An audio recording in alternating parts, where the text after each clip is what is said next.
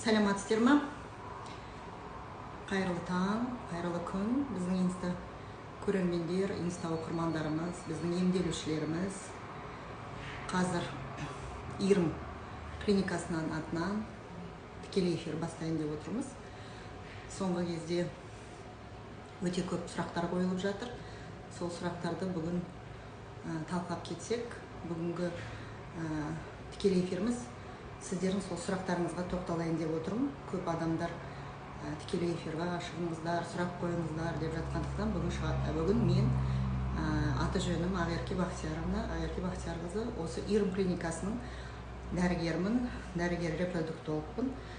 Егер де осы тікелей эфирда өздеріңіздің бедеулік жайында, бедеулікті емдеу, анықтау жайында, эко бағдарламасы жайында сұрақтарыңыз болса, қоя берсеңіздер болады, сол сұрақтарға жауап берейін.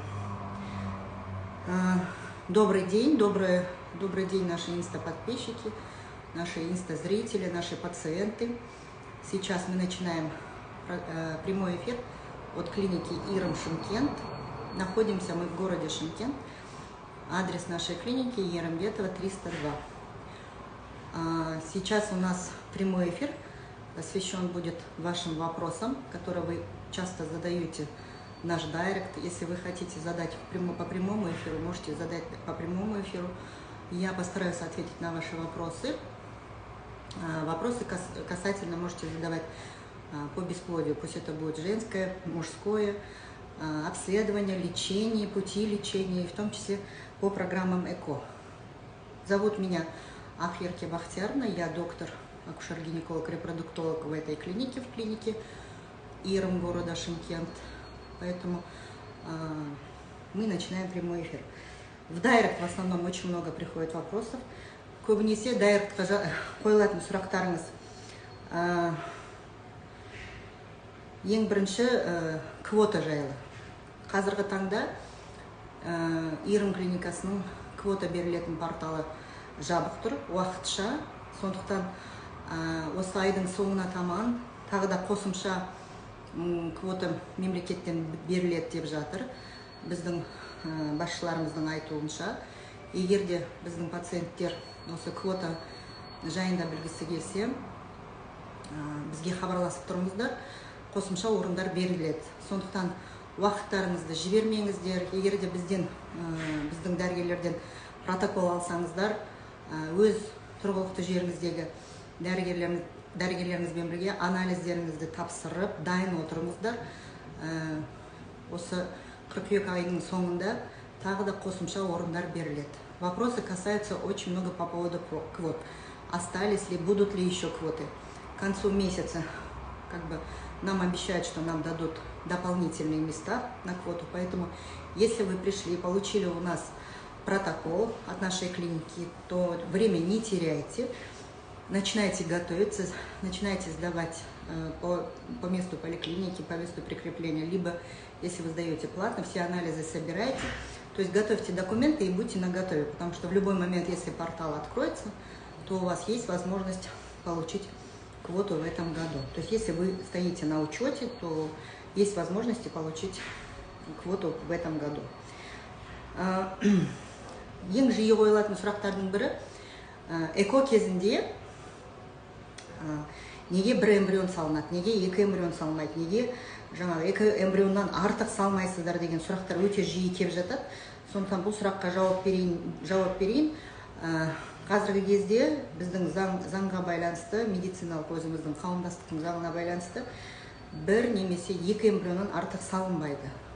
Егер де бір эмбрионның сапасы, 5 күндік эмбрионның сапасы өте жоғары болып тұрса, көбінесе класса АА дейді, немесе класса АБ дейді, сондай кезде бір эмбрион салу дұрыс болады. Өйткені ол эмбрионның жүктілік беру эффективності дейді ғой, өте жоғары болады. Егіз бала, екі эмбрион, көп пациенттер екі эмбрион салғаннан жүктіліктің болуы жоғарылайды деп сөйтіп айтады. Негізі ол дұрыс емес. Ең бастысы эмбрионның сапасына қарай жүктіліктің болуы соған қарай болады. Сондықтан екі эмбрион мықты болсын, немесе үш эмбрион мықты болсын, оның бәрін салғаннан бәрі жатырға еніп кетеді деп уәде бере алмаймыз. Ең бастысы мықты бір эмбрион болса да, бәріміз дүниеге сол бір клеткадан, бір эмбрионнан келгенбіз. Сондықтан ары қарай жүктіліктің де өтуі жеңіл болу үшін, босану да жеңіл болу үшін қазіргі кезде экодан кейінгі әйелдер өздері босанып жатады, бәріне кесарев жасап жатқан жоқ. Сондықтан өз табиғи жолмен босану үшін сол бір эмбрионнан артық салмаған дұрыс деп есептейміз. Сондықтан өздеріңізге де қиын болмайды, қиналмайсыздар. Ал енді егіз баланы көтерген әйелдерге енді оңай түсіп жатқан жоқ. Мысалы бүгіннің өзінде экодан кейін 2 эмбрион көтерген пациентім келіп, токсикозым қатты болып жатыр, тамақ іше алмай жатырмын деп, неге деп сұрайды. Мен айтамын, енді егіз баланы көтеру ол бәрінің басына жазған дүние емес. Ол егіз баланы босану да қиынға соғады. Сондықтан токсикозда, асқынулар да егіз бала көтерген әйелдерде жиірек болып жатады. Ал енді мына тікелей эфирде сіздердің сұрақтарыңыз қойылып жатыр. Здравствуйте еще раз. У меня после первого ребенка, я его родила в 2008 году. После этого у меня ни разу не было беременности. Не было выкидыша, не было спирали. Что нужно сделать? Я проходила лечение. Ну, скорее всего, вам нужно будет подойти к нам в клинику, если у вас получится. То есть у нас клиники в городе Алмате есть и в городе Шымкент. Записаться на прием к репродуктологу и дальше выяснять причину, почему у вас не наступает беременность столь длительное время. Почти получается 12-13 лет. Причин много. И вообще бесплодие как бы существует первичное и вторичное. Вот в вашем случае это вторичное бесплодие, поэтому нужно прийти, обследоваться, выяснить вам причину. У меня непроходимость маточных труб. Ну вот проблема в трубах. Обязательно принесите рентген-снимок, давайте посмотрим, где они у вас непроходимы. Если есть возможность восстановить трубы, то мы рекомендуем обычно лапароскопические операции. А если вдруг, то программа ЭКО. Когда длительное бесплодие, то программа ЭКО. Екі тілде емес, бір тілде жүргізіңізші, орысша эфирді басқа кісі бөлек жүргізіңізші. Біздің сұрақтар жай ауада қалып жатыр дейді. Енді егер де орыс тілінде қойылып жатса сұрақтар, онда мен орысша жауап беремін. А егер де қазақша қойылып жатса, онда мен қазақша жауап беремін. Сұрағыңыз болса қоя беріңіз, өйткені мен қазір қатар-қатар жауап беріп жатырмын, сіздің сұрағыңызды әлі көрген жоқпын. Ары қарай. Вакцина салынса баланы жоспарлауға бола ма дейді. Осы вакцина жайлы жақында телевидениеда мен эфирде болдым. Сол жерде өте көп сұрақтар қойылды. Сондықтан вакцина жайында жүктілікті жоспарлаудың алдында негізі ковидке қарсы вакцина салып алғандарыңыз дұрыс. Екінші, мысалы, компонент салынғаннан кейін, бір айдан кейін келесі етеккірдің циклынан бастап жүктілікті жоспарлай берсеңіз болады. Эко болса, экоңызды жасайсыз. Егер де өздігінен көтеру, өздігінен емделіп барып көтеру десеңіз, сол жүктілігіңізге ары қарай қол жеткізе берсеңіз болады. Қазіргі кезде біздің көп пациенттер, емделіп қаралып жүрген пациенттер бірінші вакцинадан кейін көтеріп қап жатыр. Ол кісілер келіп, жаңағы ары қарай жүктілігін ары қарай үзбейді, ары қарай жалғастырады. Бірақ екінші вакцинаны салдырмайды. Өйткені қазіргі таңда бұл вакцинаның салу өте маңызды болып тұр. Ковидтің түрлері де көбейіп жатыр. Негізі вакцина салдырған адам ауырмайды емес, ауырып қалуы мүмкін, бірақ ковид ондай жаңағы асқынулармен өтпейді, жеңіл түрде өтіп жатады. Оймен көтергеннен бастап токсикоз болғанмын. Бір баланың өзінде токсикоз одан емес қой дейді. Токсикоз кейбір пациент, кейбір әйелдерде болады. Жүктіліктің бірінші жартысында 3 айға дейін кейде болып жатады. Кейбір әйелдерде токсикоз екінші жүктіліктің жартысында болуы мүмкін. Сондықтан әр әйелде әр түрлі. Токсикоз неге одан емес? Жүктіліктен болып жатады. Токсикоз беремендік деген диагноз бар.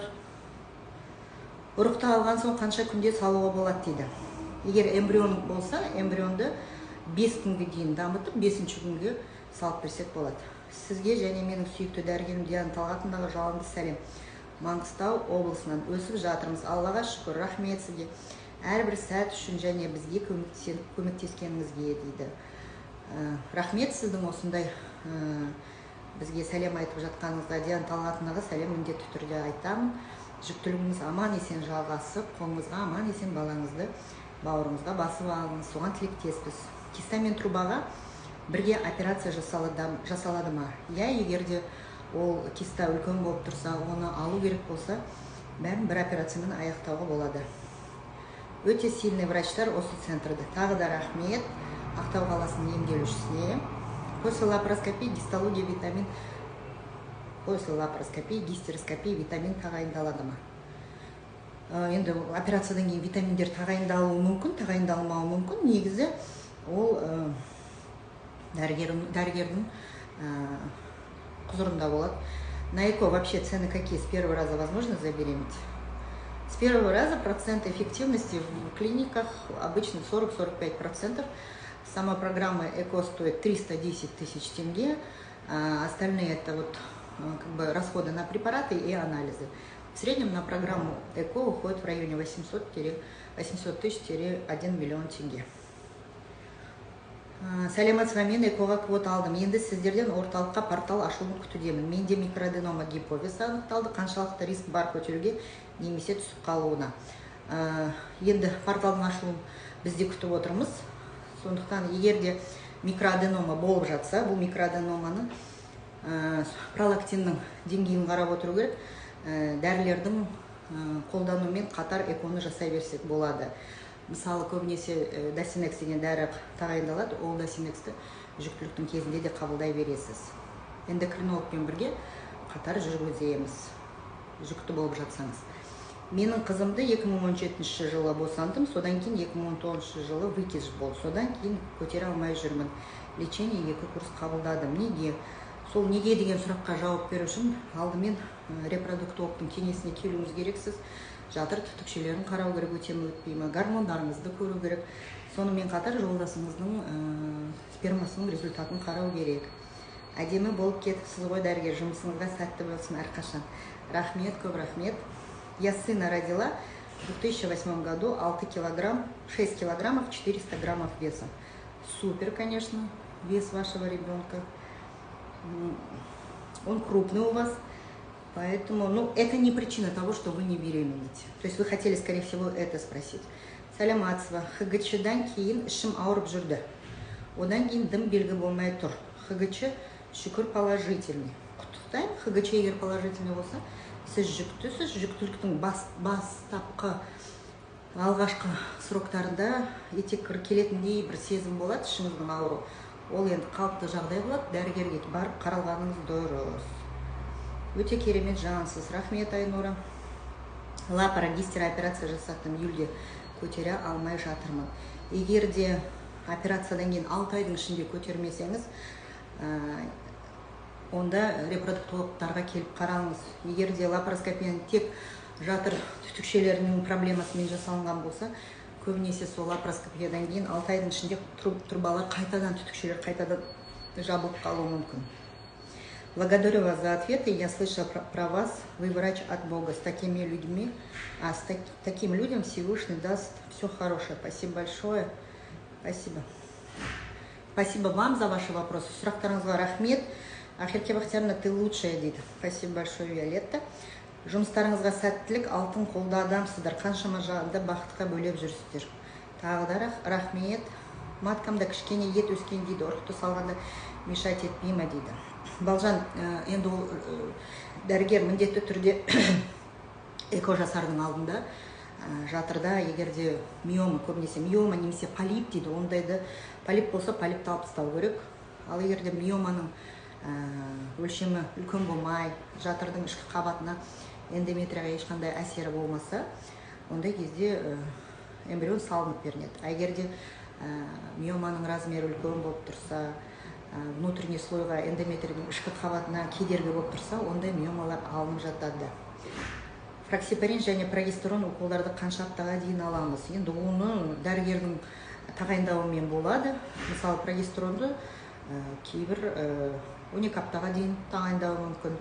Ол енді сіздің анализдің результатына қарай. Фраксипаринді гематологтар жүктіліктің соңғы күндеріне дейін тағайындауы мүмкін. Әр ай сайын жаңа гематологиялық анализдерді қарап отырады. гидросальпинс экоға жарай ма дейді. Жоқ, гидросальпинс егерде УЗИден көрініп тұрса, ондай гидросальпинстерді міндетті түрде лапароскопия жолы арқылы тазалану керек, немесе ондай трубаларды алып тастаған дұрыс болады. Өйткені гидросальпинсі бар пациенттер эко әдісімен көтере алмай қалуы мүмкін. Одан қалса внематочный жатырдан тіс жүктілік болып қалуы мүмкін. Сондықтан гидросальпинс деген диагноз болып жатса, оны міндетті түрде жою керек. Менің диагнозым өте қиын. Аналық бездерім біреу өте әлсіз, одан 3 штук шығады екен. Екеуі де әлсіз екен. Бір аналық безім мүлдем істемейді. Маған квота болмайды екен. 2 трубкам жабық, енді не істеймін дейді. Я сізге бұндай аналық безбен квота берілмейді, бірақ донорский клеткамен жасауға болады. Егерде жаңағы тезірек жүкті болам, тез жүктілікті алам десеңіз. Ал егерде өз клеткаларымен көрейін тағы да десеңіз, приемға келіңіз, өз клеткаларыңызды, аналық ұрықтарыңызды накопительный программамен жинап алып, содан кейін барып эко жасасақ болады. Алдын 2 рет ист көрдім деген не деген сөз ол? Квотаға не жатады? Мысалы, операциялар жолдасының анализдерінен дейді. Егер экоға квота алғыңыз келсе, сіздің анализдеріңіздің результаттары квотаға жаңа көрсеткіштері бар. Сол көрсеткіштерден алдымен өту керек. Мысалы, АМГ гормоны, антимюллеровый гормон 1,2-ден төмен болмау керек. ФСГ гормоны 9-дан жоғары болмау керек әйел адамдарда. Содан кейін, мысалы, жолдасыңыздың анализінің результатын, мысалы, урологтар көріп, сол урологтар квотаға жата ма, жатпай ма, соны айтады. Сондықтан приемға келіңіз, Гүлниса. Егер жас болсаңыз, квотаға өтіп кетесіз. Өйткені жас әйелдердің аналық бездерде, аналық ұрықтарда жақсы болып жатады. Экодан жүктімін, 5 ай болдық. Босанған соң қанша уақыттан соң қайта эко жасатсам болады? Аман есен босанып алыңыз. Қуаныштымыз сіз үшін. Өзіңіз босансаңыз, 1-1,5 жылдан кейін келіп, тағы да эко жасатып, жаңа қатырылған эмбриондарыңызды салып алсаңыз болады. Ал егерде эко болып жатса, егерде экодан кейін кесарево болып жатса, онда 2 жылдан кейін ғана эко жасатсаңыз болады. Вы слышали про клинику доктор Ю, город Тарас? Как думаете, они хорошие врачи? Я просто там лечилась около полугода. Вы как врачи слышите же про друг друга? Ну, если честно, я не слышала про эту клинику, потому что и не знаю там какие врачи. Я вам честно говорю. Сіздерде УЗИ трубка бар ма, неше тұрады, или рентген жасау керек па? Негізі УЗИ трубка бізде бар, түтікшелерді УЗИ арқылы қарау бізде бар. 15 мыңдай ма, сондай тұрады. Негізі регистратурадан, біздің колл-центрлардан бағасын білсеңіз болады. Біздің колл-центрдің телефоны 8771 934 34 звондап білсеңіздер болады. Ал енді рентген ба, немесе УЗИ ма, УЗИ арқылы тексеру керек па, оны дәрігер репродуктолог шешеді. Ая, болмады дейді. Не болмады, Ая? Алдын 2 рет істетіп көрдім. Эко болмады ма? Егер эко болмаса, енді жаңа алдында мен айтып кеттім ғой, 100% кепілдік жоқ бұл эко әдісінде. Көбінесе бірінші попыткадан дейді ме, бірінші талпыныстан шамамен 35-40%, кейде 45%-ке жетіп жатады. Мысалы, екінші попыткадан 50%, 55%-ке көтеріліп жатады. Үшінші попыткадан одан да жоғарылап жатады. Негізі 4 попыткадан 70-80% әйелдер көтеріп жатады. Содан кейін егерде бірінші попыткадан клеткамыз көптеу болып, эмбриондарымыз көптеу болса, сондай пациенттер замороженный, қатырылған эмбриондарды салып жатады. Сол қатырылған эмбриондармен жүктілік өте жақсы алынып жатады. Сәлематсыз бе? Эко мөлшермен қанша тұрады? 700-800 мың, ары кетсе 1 миллион теңгеге дейін болады. Оның ішіне эконың өзі 310 мың теңге, дәрілеріне шамамен 300-400 мың, кейде 500 мың теңгеде кетіп жатады. Қалғаны ол енді анализдер. Кейбір пациенттер анализдерді жаңа ұзақ жүрмейміз деп ақыл түрде тапсырып жатады. Ал кейбір пациенттер өздерінің жергілікті тұрғылықты тіркелген емханаларында сол жерде тегін тапсырса болады. Негізі біздің анализдер тізімін поликлиникада 90% оны тегін тапсыруға болады. Сәлематсыз ба дейді. Можно ли при АМГ 0,03 сделать эко? К сожалению, у вас очень низкий АМГ. При таком АМГ нужно программа с донорскими клетками. А куда по квоте обращаться? Ну, если вы хотите делать по квоте в нашей клинике, то вам нужно будет обратиться в нашу клинику, к нашим докторам.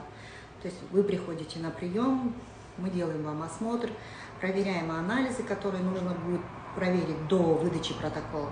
После того, как мы вас обследуем, увидим ваши показатели и принимаем решение, выдавать вам протокол или нет. После протокола нашего вы идете по месту прикрепления к своему доктору-гинекологу и дальше вместе с ней начинаете собирать все свои анализы. С этими анализами, с выпиской из поликлиники. То есть доктор ваш передает в ваш там местный, либо в городской центр, где выдают квоту, либо в областной центр, где вам выдают квоту. Эко жасатқан соң қайтадан эко жасатуға болады. Менде эмбрион қалып тұр. Балжан, егер де эмбрионыңыз болса, ол өте жақсы. Сол эмбрионды барып, толық басынан бастап эконы жаңағы қайтадан жасамай, тек қатырылған эмбриондарыңызды жатырыңызға салдырып аласыз. Алдымен жатырды дайындайсыздар, эконың алдында тапсыратын анализдерді тапсырасыздар, сөйтіп барып жатырыңызға салдырып алсаңыз болады. Рахмет көп-көп, Алла разы болсын, сұрақтарыма толық жауап алдым. Аман болыңыз. Рахмет. Накопительный программа қанша қаражат кетеді, шамамен өтініш айтыңызшы дейді. Накопительный программа, оның ішіне дәрілер бөлек, анализдер бөлек кіреді. Сондықтан 20 000 теңге бұл сізді қадағалап жаңа фолликулыңызды өсіріп беруіміз. Содан кейін ол фолликулды алуымыз 80 000 тұрады, пункциямыз. И 120 000 теңге 3 рет аналық ұрықты қатыру кіреді, 120 000 теңге. Басында сол ақшаны төлейсіз. Келесіде, мысалы, екінші айда баратын болсақ, сол бірінші 20 000 төлейсіз, содан кейін 80 000 төлейсіз. Үшіншіде 20 000, 80 000. Сонда шамамен өзіңіз енді есептеп көріңіз, қанша кететін. Дәрілерге арзан дәрілер беруге болады, орташа жаңа стимуляция беруге болады. Аналық ұрықты жаңа алу шансын көбейту үшін. Оны енді дәрігер репродуктологпен бірге отырып, қай дәрілерді қабылдайсыздар, қай стимуляция түрін қолданасыздар, соны бірге отырып, анализдеріңізге қарап, гормондарыңызға қарап шешуге болады. Сәлематсыз ба, бір рет эко жасаттым, сәтсіз болды. Фолликуланы қалай көбейтсе болады? Енді фолликуланы көбейту мүмкін емес, айыңғыңыздың результатына қарау керек. Кейде схема стимуляцияны өзгертіп жатса, немесе дәрілердің түрін өзгертіп жатса, басқа дәрілер қолданып жатса, сол кезде кейде мысалы фолликул көбейіп кететін жағдайлар болады. Мен сіздерге бармақшы едім. Келіңіз, біздің клиника Шымкент қаласында орналасқан Институт репродуктивной медицины, Алматы қаласының филиалымыз, Ерімбетова 302-ші үйде орналасқанбыз. Ричвилла деген үлкен ресторан бар, соған қарсы. Біздің телефондар, біздің Инстаграм парақшамыздың шапкасында көрсетілген 8771 934 34 34. Алдын ала приемдарға қабылдауға жазылып келулеріңіз керек. Фолликула аз шықты менде дейді. Я кейбір әйелдерде фолликула аз шығады. Мысалы, бір стимуляцияда аз шығады, келесі стимуляцияда көптеу болады. Мысалы, менде бірінші стимуляцияда бір 2-3 клетка ғана берген келіншек бір. 2-3 айдан кейін қайтадан стимуляция қойған кезде 8-9 клетка беріп жатыр. Не дейді?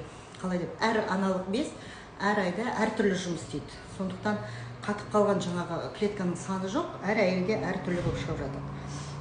Бала неше аптада қимылдайды? Көтерген әйелдерде 18 аптадан кейін қимылдай бастайды. Ал енді алдында жүктілік болмаған, бірінші жүктілік болған әйелдерде 20 аптадан кейін қимылдайды.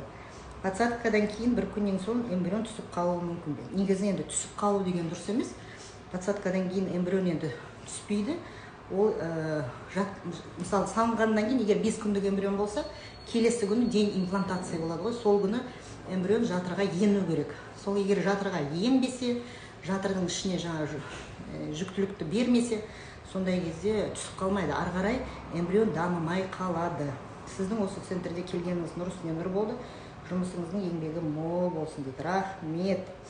Сәлематсыз ба? Менің әпкем бір баладан кейін көтере алмай жүр, қазір баласы 7-ден асты. Эко бола ма? Емделмеген жері қалмады, толып кетті, дәрілерді қабылдай беріп.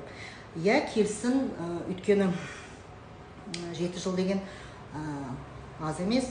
Содан кейін себептері қандай, соны анықтайық.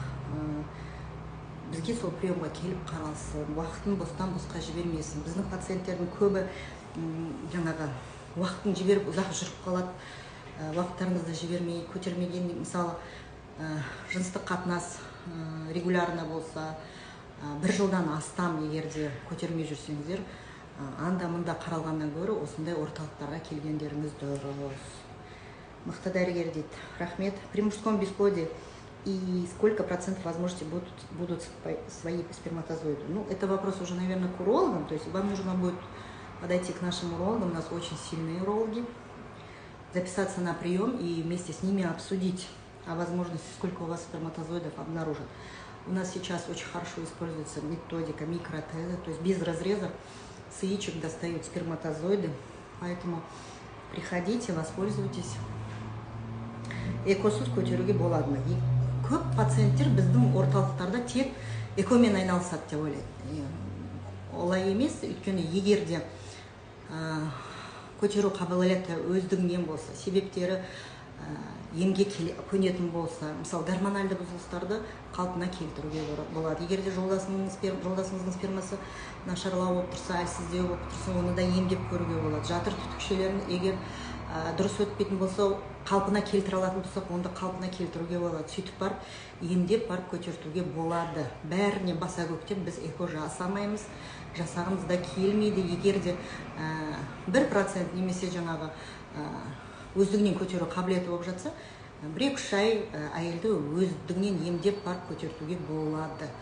Ал егерде ем қонбай, ешқандай жаңағы көмек келмей, мысалы операциясында жасатты, жолдасының спермасында көп уақыт емдеп жатыр, әлсіз болып жатыр, немесе гормондарын қалпына келтірсек те көтермей жатса, ондай кезде эко әдісіне жүгініп жатамыз. Лапароскопияға квота бар ма? Я біздің клиникада лапароскопияны портал арқылы жасауға болады. Ақерке бақтарын рахмет сізге. Маған 8 сентябрьде подсадка істеген едіңіз, уже положительный результат. Құрметпен Рустамова Шахноза. Шахноза, өте қуаныштымын. Жүктілігіңіз аман есен аяқталып, арманыңызға жетіңіз, бөпеңіздің дені сау болсын. При мужском бесплодии, при пункции яичка, какая надежда, будут ли там свои сперматозоиды? Сейчас вот в нашей клинике очень часто проводят вот эти вот оперативные вмешательства по поводу азооспермии, по поводу отсутствия сперматозоидов. Очень хорошие результаты. То есть, получается, сперматозоиды обнаруживаются, наша эмбриология очень хорошо старается найти эти сперматозоиды, поэтому приходите к нашим урологам, а дальше уже зайдете на прием к репродуктологам. Благодарю. АМГ бір болса аз деген ба? Енді төменгі көрсеткіш болып табылады, бірақ қарау керек, фолликулярный аппаратыңызды көру керек. Сәлематсыз, менде бір труба, АМГ қанша болу керек? 1,2-ден жоғары болған дұрыс қой. Матканың жартысын алып тастауға бола ма? Жарты маткамен көтеруге бола ма? Не үшін алып тастайсыз ол матканың жартысын? Ондай операция жасалынбайды, матканың жартысын алу деген ондай операция жоқ. Қанша күттіңіз дейді. Шахноза сізге сұрақ қойып жатыр. Сәлематсыз, бірінші эком сәтсіз болды, екінші эко көтердім, бірақ замерші болды, үшіншінде дайындалып жүрмін. Енді 3 эмбрионым бар. Қаншау салсам жақсы. Врач ойланыңыз деді. Енді алдында айттым, негізі бір эмбрионнан артық салмаған дұрыс. Егерде эмбрионның сапасы өте жақсы болып жатса, ол енді эмбриондардың сапасына қарай дәрігеріңіз, репродуктологыңыз эмбриологтармен ақылдасып тұрып жасайды. Ақерке доктор сұлу болып тұрсыз. Рахмет. АМГ 2-ден жоғары болды дейді. АМГ-ңыз жақсы. Жаным менің, рахмет сізге, толық информация алдым дейді. Ай, рахмет сізге. Керемет. 2 кесарево болған ма? Маған эко болмайды ма? Алдымен 2 кесарево, 2 рубеці бар пациент бізге мысалы келсе, келіңіз приемға, гистероскопия жасап көру керек, жатырдың ішін көру керек. Егерде жатырдың ішінде 2 тыртығыңыз, рубеціңіздің орны дұрыс біткен болса, ешқандай ақау болмаса, өз тұрғылықты жеріңізден поликлиникаңыздан ВКК справка, женский консультацияңыздың ВКК справка алып келесіз. Жүктілік сізге болады, ешқандай соматикалық, терапевт жағынан, кардиолог жағынан ешқандай ақау жоқ, ешқандай денсаулығымен проблема жоқ деген справка алып келсеңіз, біз эко жасай береміз. Сәлематсыз, инсеминация істейміз деп анализдер жазып берген, барлығын тапсырып дайындап қойдым. Инфекция, гормондар бәрі жақсы, но месячный 15 сентябрьде келу керек, келмей жатыр. выделение көп келіп жатыр дейді. Шахноза, тест жасап көрдіңіз ба? Кейде біздің пациенттер экоға дайындалып немесе инсеминацияға дайындалып жатқанда өздері көтеріп қалып жатады. Сондықтан жүктілік бар ма жоқ па соны көріңіз. Ал егер де жүктілік болмаса, дәрігеріңізге хабарласыңыз. Етеккір неге келмей жатыр, соны себебін білу керек. Вакцина салынса қалай болар екен? Алдында енді вакцина туралы жауап бердім. Екінші компонентін алсаңыз, егер толық вакцинациядан өтсеңіз, келесі бір айдан кейін жүктілікті жоспарлай берсеңіз болады. Ал егер де бірінші вакцинадан кейін көтеріп қалып жатсаңыз, жүктілікті ары қарай жалғастыра бересіз. По поводу вакцины очень много вопросов. Когда можно планировать беременность после вакцинации? Если вы получили полный курс вакцинации, то есть первый и второй компонент, то после второго компонента через месяц, то есть через месяц это получается через месяц к месячным, вы можете уже планировать беременность. Пусть это будет самостоятельная беременность, пусть это будет беременность после программы ЭКО. Мен 4 рет кесарево болдым, ЭКО істесем болмайды. Өкінішке орай 4 рет кесарево жасаған пациенттерде, болған пациенттерге ЭКО жасалынбайды. Екі трубамда ашқаныма 1 жыл болды, көтере алмадым, тағы трубаны тексеруге болады. Міндетті түрде тағы бір тексеріп көріңіз, өйткені түтікшелер қайтадан бітеліп қалуы мүмкін. Бұндай кезде ЭКО ғана көмектеседі. Қайтадан ол екі түтікшені ашудың, операция жасаудың ешқандай мәні жоқ. Сұрақтарыңыз өте көп болып кетіпті. Мына үлгере алмай жатырмын. Дайректқа жазылған сұрақтарыма жауап беріп үлгермей жатырмын. Қазір сол сұрақтарға тоқталып кетейінші, дайректқа жазылған. 9-шы хромосомадағы өзгерісі бар әйелдердің жүктілігі экоға мүмкіндік жайлы.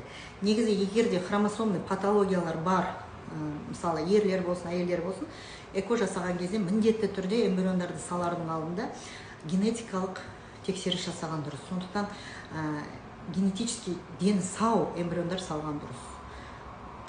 Фолликулярный киста, эндометриома емделе ме, көтеруге бола ма? Фолликулярный киста негізі өздігінен кетіп жатады, немесе емдеуге келеді. Ал егерде эндометриоманың размері өте үлкен болып жатса, ондай эндометриоманы алып тастау керек. Свертывание крови при беременности, чего опасаться? Может ли привести к выкидышу? Да. Если есть проблема в свертываемости крови, то возможно и выкидыш, возможно и замершая беременность. Поэтому тут обязательно консультация гематолога нужна. И вы должны обязательно сдать анализы, развернутые именно гематологические анализы. Бала неліктен трубаға біте береді. Менде 2 рет сондай болды, 2 труба жоқ уже дейді.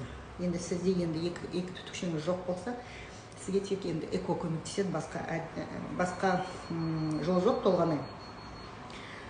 Келіңіз, егер квота керек болса, сол квотаға порталға направление жазып берейік. Ал енді себебі әртүрлі жатыр түтікшелерінің қабыну болса, немесе бір инфекциялар болса, сол кезде жатыр түтікшелер дұрыс жұмыс істемей жатады. Сондықтан түтікшелерге бітіп қалып жатады. Квота қашан ашылады, мен порталға қоя алмай жатырмын. Біздің квота қазір енді өзімізде күтіп отырмыз. Қыркүйектің соңына дейін тағы да қосымша квоталар беріліп қалу керек. Кесаревадан кейін эко жасауға бола ма? 1 кесарева немесе 2 кесаревадан кейін эко жасауға болады, бірақ міндетті түрде гистероскопия әдісімен қарап қадағалап барып жасау керек. Ары қарай сіздердің сұрақтарыңыз. Трубаны тазалауға бола ма, гидросальпинкс болса? Оны енді операция жасаған дәрігер шешеді. Көбінеке енді гидросальпинкс егер ұзақ уақыттан бері болса, ондай түтікшелер сақталмайды, ондай түтікшелерді көбінесе жаңағы алып тастауға тура келеді. Ал егерде гидросальпинкстің өлшемі үлкен болмай тұрса, жақын арада пайда болса, ондай трубаларды тазартып көруге болады. Квота жылына 1 рет қана беріледі ма? Я әр әйелге квота жылына 1 рет беріледі. Маған 16 жыл квота бола ма? 35 жастамын дейді. 35 жастағы әйелдерге квота беріледі. Анализдеріңіздің бәрін көру керек, көрсеткіштерін көру керек. Здравствуйте. Спасибо большое за ответ, Ахерке Вахтияровна. Спасибо за ваши вопросы, Аселя. Шахноза рахмет, үлкен дейді. Саған да аман бол. Жаңа жұмыста едім, естіпей қалдым. После операции лапрогистра витамин бар ма? Ішетін тез көтеретін. Тез көтеретін ондай витамин жоқ. Сіз операциядан кейін 1 ай демалғаннан кейін өзіңіздің репродуктолог дәрігеріңіз егерде бар болса приемға келіңіз, бірге отырып жаңа қандай жолмен тез көтеру керек екенін шешуіміз керек. Сәлеметсіз ба, АМГ 0,70 болып тұр. Сізге барып емделсем деп едім. Келіңіз, 3 балаңыз бар. Құдайға шүкір. Келсеңіз болады.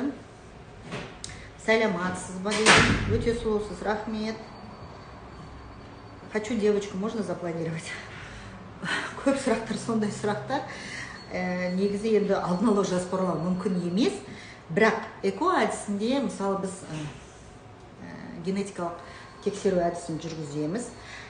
Эмбриондарды салып берердің алдында генетикалық тұрғыда эмбриондар дені сау ма, сау емес па, одан кейін сонымен қатар ол қыз екен бөлек ажыратуға болады. Бірақ біздің заң бойынша баланы жынысы бойынша айыруға болмайды. Негізі бір эмбрион салған дұрыс. Гүлбақыт Исмаилова Бақтыгүл дейді. Бақтыгүл шығар. Агерке Бахтиян, пло, если АМГ 4,89, это тоже пло. Это супер, это очень хороший АМГ. То есть с такими результатами можно получить хорошее количество клеток, но надо быть очень осторожным во время стимуляции, чтобы не было гиперстимуляции яичников. ГСГ қанша тұрады сіздерде? Бізде енді ультрадыбыстық зерттеу әдісі арқылы түтікшелерді тексеруге болады. 15 мың ба, 15 мың келі 18 мың ортасында колл-центрлардан звондап кірсеңіз болады. Ал рентген снимок маточных труб шамамен 20 мыңның ортасында. Тестте жоқ дейді. Шахноза, егер тестте жүктілік жоқ болса, өз дәрігеріңізге хабарласыңыз. Инсеминацияға дайындап жатқан. Ары қарай не істейсіз, не қыласыз? Шешесіз. АМГ етеккірдің 4-ші күн тапсырса болады ма? Иә, болады. АМГ емес, АМГ. Антимюллеровый гормон дейді. Сәлеметсіз ба, күйеуім спермограмма тапсырғанда морфологиясы 3% болды. Ол аз ба? Негізі морфология 4%-тен төмен болмау керек. Инсеминация қалай өтеді? Инсеминация, егерде жатыр түтікшелері өтетін болса, овуляция уақытында болса, сонымен қатар сперманың көрсеткіштері 15%-тен төмен болмаса, миллионы дұрыс болса жасалынады. Овуляция күндері жолдасының спермасын тапсырады. Сол сперманы бізде лабораторияда эмбриолог дәрігерлер өңдеуден өткізіп береді. Сол өңделген сперманы жатырдың ішіне құйып береміз. Арнайы арналған катетермен. Эко-порталмен тегін ба? Негізі, егерде квота алып жатсаңыз, анализдерден басқасы тегін. Дәрі, эко-процедурасы тегін болып жатады. Ал егерде артық эмбриондар көп қалып жатса, ондай кезде қатырып қою өз қалтаңыздан төленеді. Сәлеметсіз ба, бізге экоға дайындалып жүреді. Квота күтіп жүрміз. Айдың аяғына хабар алыңдар деп еді. Квота бөлінді ме екен? Эфирге кеш кіріп едім, естімей қалдым, айтқан болсаңыз. Бізде күтіп отырмыз. Сондықтан егерде қосымша квоталар біздің клиникаға беріліп отырса, біз міндетті түрде осы Инстаграм парақшамызға бұл жаңалықпен бөлісеміз. Сондықтан біздің инста парақшамызды қарап отырыңыздар. Если у нас будут дополнительные квоты выделены, то мы обязательно сообщим через наш Инстаграм. Поэтому наблюдайте за нашим Инстаграм, за нашими эфирами, за нашим Инстаграм страничкой. Сәлеметсіз ба, бірінші эко сәтсіз болды, екінші эко дайындалып жатырмын. Неше эмбрион салдырсам болады? Енді оны жайзара өз дәрігеріңізбен ақылдасыңыз. Өз басым бір немесе екі эмбрионнан артық салмаған дұрыс деп ойлаймын. Өйткені біздің заң бойынша екі эмбрионнан артық салынбайды. А пол ребенка может подсадить определенно? Нет, по закону нельзя. Онлайн қабылдайсыз ба? Мен Астанадамын, консультация керек, репродуктолог. Қабылдаймыз. 8-774-934-34-34-ке хабарлассаңыз, сізді онлайн кеңеске жазып қояды. Инсеминация қанша тұрады дейді. Инсеминацияның бағасы, өз бағасы бір рет жаңа жасау 35 мың, екінші рет жасау 30 мың, шамамен 65 мың, ары кетсе 70 мың тұрады. Дәрілері бөлек, егерде дәрі қажет болса, немесе анализдер, инсеминацияның алдында, эконың алдында приказ бойынша анализдер бар. Сол анализдерді бөлек тапсырып дайындап алып келесіз. Замикош дейді. Менің сүйікті дәрігерім, жылы жүзіңізден айналдым дейді. Рахмет. Квота алу үшін бірінші неден бастау керек? Ең бірінші репродуктологқа келуіңіз керексіз. Мысалы, егер біздің клиникадан эко жасатсаңыз, біздің клиникадан квотамен эко жасатам десеңіз, ең бірінші біздің репродуктологқа приемға келесіз. Содан кейін репродуктолог қандай анализ тапсыру керек, өзінің жаңағы осмотрын жасайды. Содан кейін ары қарай не істеу, не керек екенін айтып береді. инсеминацияға реттеліп салынады ма? Немене реттеліп салына ма? Реттеліп салынған деген сперманы обработкадан өткізеді. Мысалы, до обработки миллионы 20 миллион болып тұрса, активности 15% болып тұрса, после обработки сол миллиондар саны көтеріледі, 30 миллионға дейін көтерілуі мүмкін. Белсенділігі, активности 15%-тен жаңағы 25-30%-ке дейін көтерілуі мүмкін. Содан кейін бар, сол үшін жаңа инсеминация жасайды. Сәлематсыз ба, акция қашан болады? Біздің жағдайымыз жетпей тұр еді дейді. Қандай акция? АМГ 0,70 болса, өздігінен көтеруге болады ма? 3 балам бар. Көтеріп жатады, кейде көтеріп жататын кез болады. Жатыр түтікшелері жоқ болса, инсеминация жасауға бола ма? Жоқ, болмайды. Өйткені екі жатыр түтікшесі болмаса, жүктілік өздігінен болмайды. Инсеминациядан да болмайды. Тек ондай кезде эко әдісін қолданған дұрыс болады. Фолликула оң яичникта 12, сол жақта 13 фолликула. Бірақ поликистоз дейді. Поликистоз кезінде, егерде етектер дұрыс келмесе, регулярный болмаса, фолликулдар саны өте көп болып тұрса, екі жақ яичникте. Осындай кезде диагноз қойылады, поликистоз деген. Бірақ поликистоздың бір жақсы стимулировать етсең, аналық көп деп шығып жатады. Репродуктологқа келіңіз, ұзақ созып жүріп алмаңыз, өйткені бұндай яичниктермен өздігінен фолликулдың өсуі, овуляцияның болуы нашар болады. Агрегативный показатель АМГ как быстро снижается? С каждым годом он потихоньку снижается. Идет возраст женщины, у женщины снижается АМГ. Потом оперативные вмешательства тоже могут снизить АМГ. Жеңілдіктер жайлы енді болып жатса, оны біздің сол инста парақшамыздан көріп отырасыз. Дәл қазір енді жеңілдік бола ма, болмай ма, ол жағында хабарым жоқ. А суррогатных матерей вы подбираете? Нет, суррогатных мам мы не подбираем. Пациенты сами ищут себе суррогатных мам. Сіздерде қазір квота бар ма? Бізде квотаның жаңағы қосымша квотаны қазір күтіп отырмыз. Осы айдың соңында белгілі болып қалады. АМГ қалай көтереді? Менде 2,50. Сіздің АМГ-ңыз жаман емес, бірақ өкінішке орай АМГ-ны көтеру мүмкін емес. 4 ұлым бар, инсеминация кезінде қыздарды таңдап салсақ бола ма дейді? Жоқ. Инсеминация кезінде ол қыз екен бөліп, айырып сала алмаймыз. Дифилиннен кейін неге мазать етеді? Доза 3,75 салған. Бүгін 18-ші күнде сықпор мажық дейді. Ондай болуы мүмкін, өйткені эндометриозы бар пациенттерде осындай выделение болып жатады. Оған уайымдамаңыз. Дәрінің әсерінен болуы мүмкін. Түсінікті дейді. Осымен тікелей эфирімізді аяқтайық. Мен шамамен 1 сағаттай жандарыңызда болдым. Егерде қойылмай қалған сұрақтарыңыз болса, егерде тағы да жаңағы жауап естігілеріңіз келсе, біздің дайырққа қойсаңыздар болады. Агерке Бақтияна, сізге жазылайын деп едім, прием қанша тұрады? Бізде репродуктологтың кеңесі 8 000 теңге тұрады. Оның ішіне қабылдауымыз бар, сізді қарауымыз бар, содан кейін УЗИ жасауымыз бар, соның бәрі бұл бағаның ішіне кіреді. Рахмет дейді. Донорға квота бар ма дейді. Қазіргі кезде дәл заң әлі қабылданбай жатыр. Эко программасында донорлық материалды қолдану деген әлі заң шықпады. Сау болыңыз, еңбегіңізге сәттілік тілеймін дейді. Сау болыңыздар. Үлкен рахмет. Сау болыңыздар, аман болыңыздар. Если есть вопросы, которые вы хотите задать, можете задавать к нам в директ. Мы ждем. Еще раз всем спасибо. Сегодня было очень много вопросов. Я думаю, что я ответила на все ваши вопросы. Тағы да сау болыңыздар, аман болыңыздар, ауырмаңыздар, армандарыңызға жетіңіздер. Сұрақтарыңыз болса, қоя беріңіздер.